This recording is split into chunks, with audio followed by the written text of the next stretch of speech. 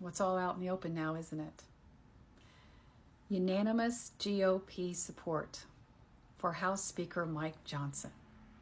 Mike Johnson is a Christian nationalist, but it's deeper and more disturbing than that, because now every Republican voted for that person, meaning they now support, beyond a shadow of a doubt, Christian nationalism. And if you aren't terrified, you should be. Here's what Republicans attempted to do around Johnson. Mr. Johnson, you helped lead the efforts to overturn the 2020 election results. Do you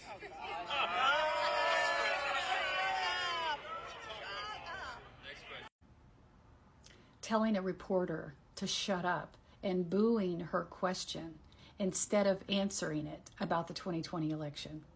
And I know these videos are making the rounds, but you need to understand everything that this man stands for, because it is frightening. So Mike Johnson from Louisiana is our new House Speaker. What does it mean? Well, it's not great. I don't want to fearmonger, but I do want to say that after 22 days of not being able to choose a speaker, Republicans have chosen someone who, in his own quiet way, is one of the most extreme members of the Republican House. He's been described as Jim Jordan in a sports coat, which makes him sound more harmless than he actually is. Let me tell you a quick few things about him. He played a key role in trying to overturn the results of the 2020 election. He is a rabid forced birther. In fact, he has an A+ rating from Susan B. Anthony Pro-Life. He scored a 0% with the AFL-CIO on their labor union rights scorecard in 2022. He is a climate denier. He has a 2% score with the League of Conservation Voters. He is an NRA darling. He opposes pretty much all common sense gun laws, including universal background checks. He voted against allowing Medicare to negotiate lower drug prices. He voted against the Right to Contraception Act. He voted against the Consumer Fuel Price Gouging Prevention Act and the Paycheck Fairness Act, which simply would have given women equal pay for equal work. He voted against the MORE Act, which would have decriminalized cannabis. He voted against the John R. Lewis Voting Rights Advancement Act because, again, he is an election denier who wants you to not have voice in our democracy. He voted against the Respect for Marriage Act. He voted against the George Floyd Justice and Policing Act. Oh, and what about the bill that would have capped the price of insulin at $35 a month?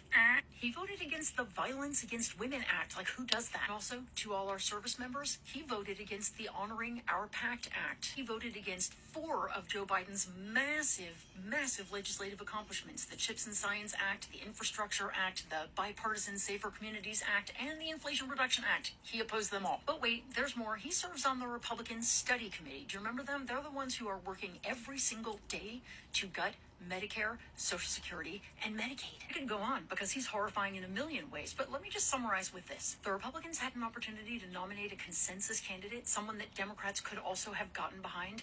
They could have started to unify the House and Congress and our country, but they chose to go the exact opposite direction because Trump told them to. Every single Republican in the House caucus is Jim Jordan in a sports coat. That's who the party is now. If you didn't think before that our freedoms were actually all in danger, it is time to pay attention. We have massively important elections in 2 weeks in 33 states in this country. This is our chance to either tell the Republicans, oh, we're okay with that, or we're not. Let's make sure it's the latter. And if that's not enough, I just did a video where I introduced to you guys the new Speaker of the House, Mike Johnson. And as I read down the list of all of the things that he has voted against, all of the things that he's tried to implement, don't say gay ban, he voted against women's rights, he voted against the Violence Against Women Act. There's a whole list. Check the previous video. And as I was reading it, and I mentioned it in that video, I said, think Project 2025. Now, it has come out that Mike here is a spokesperson for a legal fundamentalist Christian fundamentalist organization. The name of that organization is the Alliance Defending Freedom. It is a Christian fundamentalist legal organization. And ding, ding, ding, ding, ding. Some dots connected. And I said, Tabitha, pull up Project 2025 to see if he had any input of this handbook. So I did. I went right on over. I pulled it up. Here it is. And at the beginning of the book, it has a list of its advisory board, a list of people who contributed to the entire makeup of this handbook. Read number 2. Alliance Defending Freedom. Our new Speaker of the House, Mike Johnson, is the spokesperson for the Alliance Defending Freedom legal organization. I have all 3 of those videos tagged below, so please go watch them. Christians, your time is up. If you are not calling out your fellow Christians who are supporting Christian nationalism, then you are being complicit to a problem that's going to turn us into a fascist country. Because the reason that these people feel that they can safely show who they are and say what they stand for is because they're betting that there are enough evangelical extremist Christians out there, fundamentalist, conservative Christians, that will support this ideology. But they're also betting that there's enough Christians who will be silent.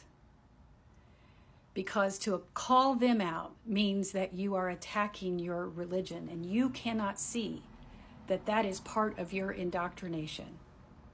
Do not tell me that as a 501c3 that you cannot say things. You can talk about issues of social justice. You do not have to promote or endorse a candidate to violate any of that, but you can stand for social justice. You can stand for equity. You can stand for the rights of others. But once again, they're betting because the vast majority of you do support this pro-life ridiculous notion that you're willing to see the annihilation of our country's rights and our country to fall into hands of extremist Christians like Donald Trump and every member of the GOP who just voted extremist Christian Mike Johnson as House Speaker. The countdown has officially begun. From this point forward, every second that we do nothing, every second that we're not out encouraging people to vote, that we're not out there calling out Christian nationalism, that we're not out there making sure that people understand that there's not one safe person in the Republican Party that will not annihilate every right that's ever been fought for, we walk one step closer to a fascist nation. And look, I'm just going to put this out there. You need me to come talk to somebody. You need me on a Zoom call to explain what Christian nationalism and the threat that we have, what you as a nonprofit or a church organization can do. You can find me at revkarla.com. You can email me at info@revkarla.com. I will be there to talk to anybody who wants to understand and enact people to get going to save our country, because this is dangerous.